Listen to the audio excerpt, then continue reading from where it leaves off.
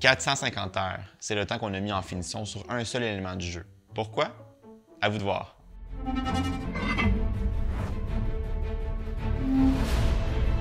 On a beaucoup d'avantages à construire les jeux entièrement à l'interne. Mais un des plus gros avantages, c'est de pouvoir faire la finition qui répond vraiment à nos besoins. On a de très hauts standards et on veut réussir à faire des choses qui sont crédibles, qui sont solides, durables dans le temps. Et c'est pourquoi la finition est un élément clé chez nous.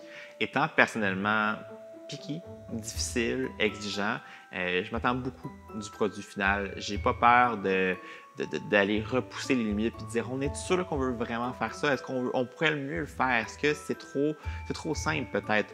Est-ce qu'on veut faire mieux? C'est sûr qu'il y a un stress aussi qui vient avec ça. Tu veux que tes clients aient du plaisir. Entre le moment où je crée le jeu et le moment où le jeu est joué par le premier joueur, il y a plusieurs mois. Donc des fois, il y a une évolution qui se fait à travers ça et qui se fait OK, on veut offrir encore plus. L'idée était vraiment le fun il y a quelques mois, mais maintenant, on veut aller plus loin. Donc, nos idées continuent toujours d'évoluer et c'est aussi avec cet œil-là qu'on réussit à s'améliorer constamment. Quand on parle réalisme, on parle beaucoup au niveau de qu'est-ce qui fait crédible. Pourquoi les gens se sentent vraiment dans un environnement différent?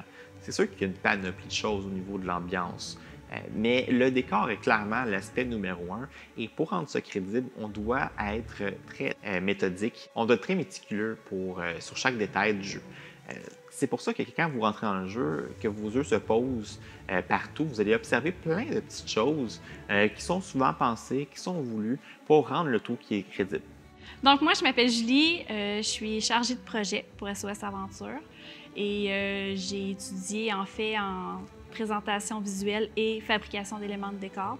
Donc, je suis vraiment dans mon élément, dans ce que je fais quotidiennement avec eux. Tout d'abord, les détails, c'est vraiment important pour notre équipe. Que ce soit vraiment bien fait, perfectionniste, quasiment limite un peu trop sur certaines choses. On a besoin d'avoir un réalisme vraiment impeccable.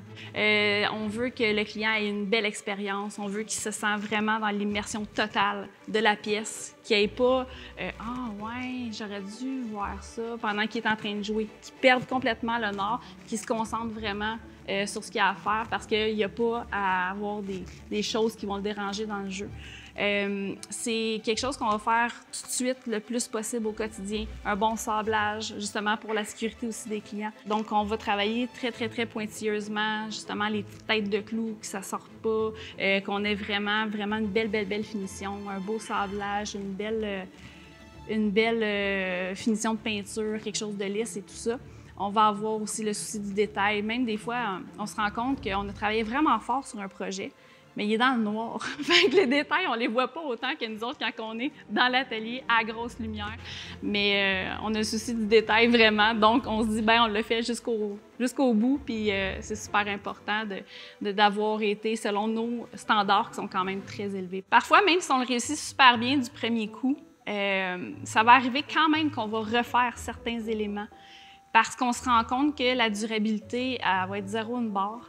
Des fois, on va se rendre compte que le détail, il était pas pire, mais rendu en place, c'est vraiment pas débile parce qu'on se rend compte que il y a de l'air croche ou finalement, vu qu'il est en place, la tablette, elle ouvre pas bien, et ainsi de suite.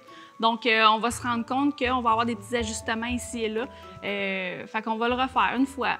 On essaie de ne pas le refaire 3 fois, là. On essaie de le refaire juste premier coup.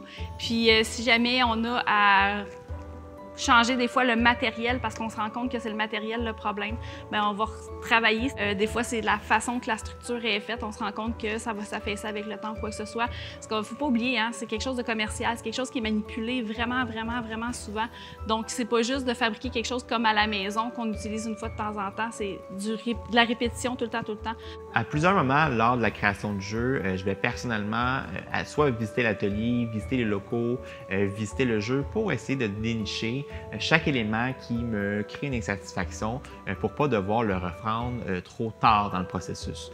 Donc, si je fais ces tours régulièrement, c'est vraiment parce que ça me permet de dénicher les erreurs et de pouvoir dire tout de suite, OK, on arrête, on repense à ce concept-là, est-ce qu'on peut l'améliorer ou telle chose, finalement, je le trouve trop gros, trop petit, trop simple, je veux l'améliorer.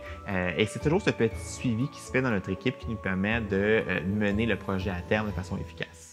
Mon travail aussi consiste à faire des réparations, oui, pas nécessairement des réparations, mais du suivi du produit qu'on a fait. Est-ce que finalement la réparation a bien tenu? Est-ce qu'on serait mieux de le refaire? Est-ce que on a vraiment utilisé la bonne chose, le bon matériel, la bonne technique de vissage et tout ça? La finition, c'est plusieurs points de vue. C'est autant l'esthétique, mais c'est aussi la fluidité dans le jeu. Est-ce que l'histoire se déroule bien? Est-ce que les joueurs comprennent qu'est-ce qui se passe? Donc, lorsqu'on pense au portrait global du jeu, c'est un ensemble total et on doit vraiment se poser les questions à dire, est-ce que le client a vraiment l'expérience optimale qu'on peut lui offrir? Ce qui fait partie aussi de mon travail, ça c'est la partie, je trouve, la plus intéressante. C'est de voir l'évolution, dans le fond, de la compagnie. Quand ils ont commencé, qu'on n'était pas l'équipe de création nécessairement là, il a fallu qu'ils partent en quelque part. Donc, il y avait certains matériaux, il y avait certaines choses qu'ils achetaient déjà, il y avait une partie de base avec laquelle ils devaient commencer. Puis nous, quand on est rentré après ça, ben là, c'est sûr, il y avait des petites choses qu'on a fait. Ouais, OK, on va le refaire de telle façon. On va le modifier, on va le mettre plus beau. On va aller chercher telle façon pour que ça soit plus résistant. Parce que là, on voit qu'après 2 ans, le jeu, ben la petite pièce de casse-tête, elle commence à faire pic-pic, c'est en MDF. Fait qu'on va aller chercher en érable. Ça va être plus résistant. Ça va être plus avantageux pour les années qui vont rester à le faire rouler encore.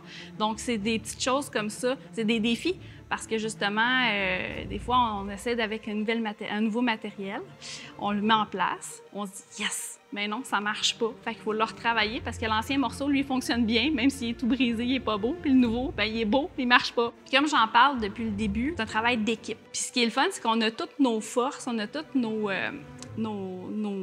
notre bagage en réalité. Donc, on est capable de, si on est en train de faire quelque chose, je vais aller demander à un tel, ça c'est-tu mieux, ça c'est qu'est-ce que t'en penses? Donc, c'est pour ça que nos matériaux, oui, en quelque part, sont résistants, mais notre fabrication, la façon d'assembler va être très importante parce qu'on le fait en équipe.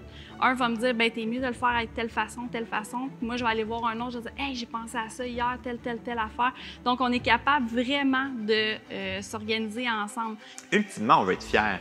Le projet qu'on crée, on est fiers de lui. On a travaillé de longues heures dessus. On était stressés par rapport à lui. On n'en a pas dormi parce qu'on est comme, comment je vais faire fonctionner tel élément du jeu? Mais tout ça, à la fin, on est extrêmement fiers de le faire avec vos clients. On est excités, on est comme des enfants, puis on regarde les gens jouer dans les jeux, puis on les voit rire, on les voit se taper dans les mains, on les voit sursauter. Et pour nous, c'est vraiment une récompense en or.